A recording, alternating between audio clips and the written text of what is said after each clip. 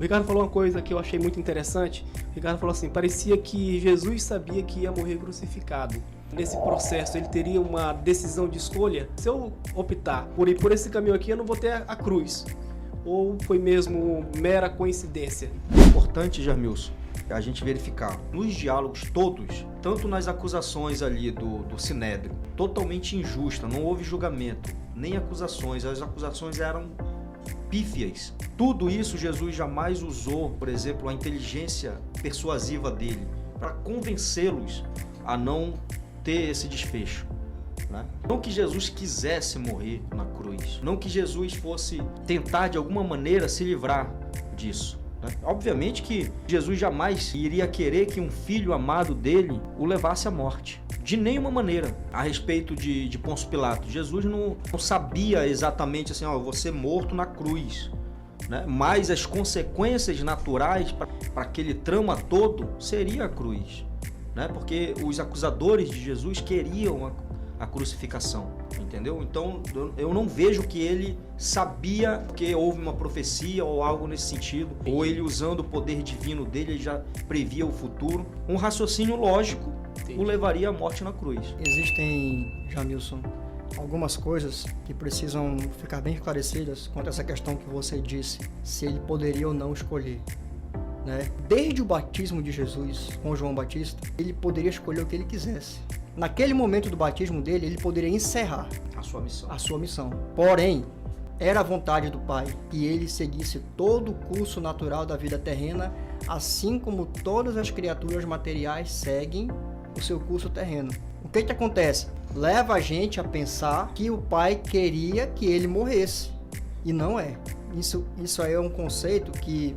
Morresse na cruz. Isso, morresse na cruz. Mas ele iria morrer, ia viver a vida do nascimento à morte, mas uma morte natural. Exatamente, a morte natural. Que a gente segue aqui, né? A gente tem uma vida, a gente segue uma trama terrena e temos o desfecho consequente de cada um, de cada ser humano. Muitos não entendem com porquê, mas não importa, é a trama humana, certo? E a vontade do Pai Universal era justamente essa, que Jesus tivesse o mesmo destino, humano, natural, normal. O Pai nunca quis que ele morresse numa cruz. Eu vou trazer 2 textos aqui que esclarecem bem isso daí, tá bom? Perfeito.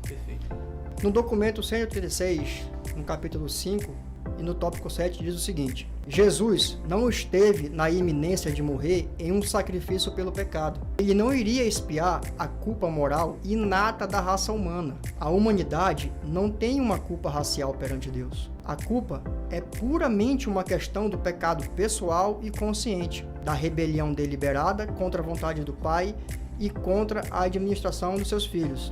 E o outro texto que embasa bem também, do documento 98, do capítulo 7.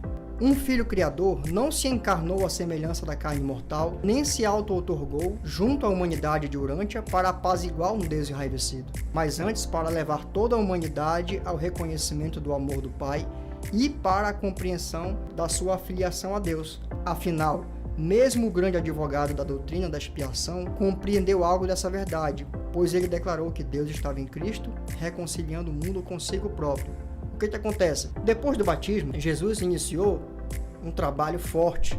Esse trabalho forte incitou nesses líderes esses sentimentos humanos, materiais, animais, certo? Por ele estar seguindo uma trama, vamos imaginar o seguinte: a gente está aqui vivendo a nossa vida no trabalho, a gente está com diversos segmentos da vida, né? Matrimonial, profissional, pessoal, social. E cada evento desses segmentos, a gente está seguindo uma trama, uma historinha, certo? Com Jesus foi a mesma coisa. Ele estava ensinando, estava trabalhando, fazendo a missão dele, mas muita coisa estava acontecendo ao mesmo tempo. Muita gente estava falando mal dele, estava falando bem. Ele incitou no Sinédrio, nos sacerdotes, nos saduceus e fariseus, essa inveja. Então tudo isso seguiu uma trama, né? Ele causou nessas pessoas uma inveja, um ferimento de ego. Então a vontade do Pai Universal era que ele seguisse toda a trama terrena dele. A morte de cruz não foi algo para ser feito. Poderia ter sido evitado, ele poderia evitar tudo. Inclusive no Getsêmani, Jesus sofreu tanta agonia, que o livro menciona, transpirava gotas grossas, grandes gotas de transpiração, porque ele estava sofrendo muito. O emocional dele estava muito abalado, mas ele não queria mudar em nenhum momento a trama humana. Ele poderia, como o Ricardo mesmo falou agora há pouco, usar o conhecimento persuasivo dele para influenciar qualquer um que ele quisesse. Ele poderia convencer Pilatos, ele poderia convencer o Sinédrio, mas tudo isso iria só adiar as coisas. Ou ele poderia resolver, mas não era a vontade do Pai Universal. A vontade do Pai é que ele seguisse toda aquela trama, toda aquela história. E, consequentemente, foi a morte de cruz. Porque ele não interferiu em nada no poder do Sinédrio, no poder do governo. Entendeu? Ele poderia usar as hostes que ele tinha. Tinha lá uma legião. Inclusive, ele falava isso. Ele falava muito bem isso. Em todos os trechos do livro, fala: por acaso você não saberia que eu poderia usar as hostes de serafins e guardiões que estão comigo para resolver esse problema? Ele sempre menciona isso em vários textos do livro. Mas ele também deixava claro que eu vim para cumprir a vontade do meu Pai. Jesus era consciente, era um Deus consciente. Ele sabia que aquilo ia acabar.